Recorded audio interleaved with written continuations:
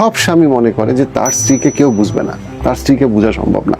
প্রায় সব স্বামী মনে করে যে আমার স্ত্রীকে কেউ বুঝবে না, ও কি করে, কখন মুড সুইং হয়, কি হয় না হয়, এটা মানে যে স্রষ্টা আর ছাড়া আর কেউ জানে না। জোকও আছে এগুলো নিয়ে, অনেক অনেক জোক আছে এটা নিয়ে। বাট আসলে আপনার স্ত্রী হয়তো আপনাকে যেটা বুঝাইতে চাইতেছে আর আপনি যেটা বুঝতেছেন সেটা অ্যাবসলিউটলি আপনারা সেম পেজে নাই।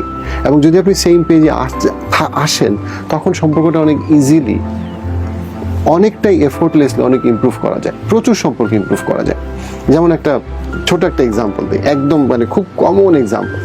হাজবেন্ড তার কাজ নিয়ে বিজি, ওয়াইফ তার অ্যাক্টিভিটি বেবি নিয়ে বিজি। এখন ওয়াইফের কাছে হঠাৎ করে মনে হচ্ছে যে হাজবেন্ড তাকে আর খুব একটা গুরুত্ব দিচ্ছে না। আচ্ছা, হাজবেন্ড গুরুত্ব দিচ্ছে না, এই জন্য ওয়াইফ একটু অ্যাজিটেটেড, এই তুমি এইটা করো না কেন, তুমি ওইটা করো না কেন। ওয়াইফ একটু এক্সাইটেড বা একটু উত্তেজিত হয়ে যাচ্ছে বিভিন্ন বিষয়ে, একটু অ্যাজিটেটেড, অশান্ত। এখন হাজবেন্ড এটা দেখতেছে, হাজবেন্ডের কাছে বলছে আরে আমার তো বউ কি বলতে কি বুঝায়, কি মনে করে, থাক আমি খুব বেশি কথা না বলি। এখন ওয়াইফ তো ফান্ডামেন্টালি চাচ্ছে যে আমাদের মধ্যে এঙ্গেজমেন্ট হোক, রাইট, কথা হোক।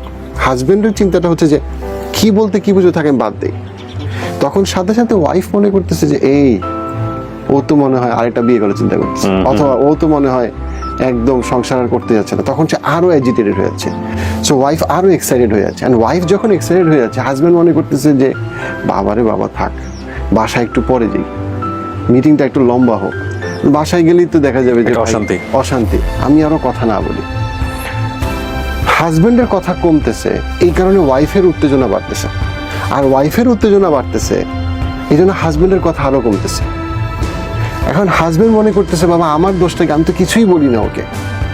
আর ওয়াইফ হাজবেন্ডকে বুঝাইতে পারতেছে না, বিকজ সে উত্তেজিত যে তুমি যে আমার সাথে নাই, আমার পাশে নাই, আমরা যে কথা বলতেছি না, দ্যাট ইজ দ্য কি বলবো source of problem. So husband বলছে ইয়াহিয়া ভাই আমি তো কোনো ভুল করি নাই, কিন্তু হাজবেন্ড বুঝছে না তার প্রবলেম হচ্ছে সে একেবারেই অ্যাক্টিভ বা এঙ্গেজ না সম্পর্কটাতে। আর ওয়াইফ মনে করতেছে যে ওইটা করে না কেন, ওইটা করে না কেন, এইটা বলতেছে না কেন, ওইটা বুঝাইলো কেন, ওর এরকম, ও এরকম, ও বিয়ের 10 বছর আগে এটা করছিল, ওইটা করছিল। ইউ সি, ওয়াইফের মূল প্রবলেমটা হচ্ছে যে হাজবেন্ড তাকে অ্যাটেনশন দিচ্ছে না, বা হাজবেন্ড তাকে সাপোর্ট দিচ্ছে না, এঙ্গেজড হচ্ছে না। আর হাজবেন্ডের মূল প্রবলেম হচ্ছে যে আমি কি বলতে ও কি বুঝবে, আমি কিছুই না বলি। সো ওয়াইফের উত্তেজনা হাজবেন্ডকে নির্লিপ্ত করতেছে, আর হাজবেন্ডের নির্লিপ্ততা ওয়াইফকে আরো অ্যাগ্রেসিভ করতেছে, এবং তাতে একসময় দূরত্ব বাড়তে বাড়তে প্রায় ডিভোর্সের মতো হয়ে যাচ্ছে, কারণ কেউ কাউকে বোঝার চেষ্টাই করতেছে না।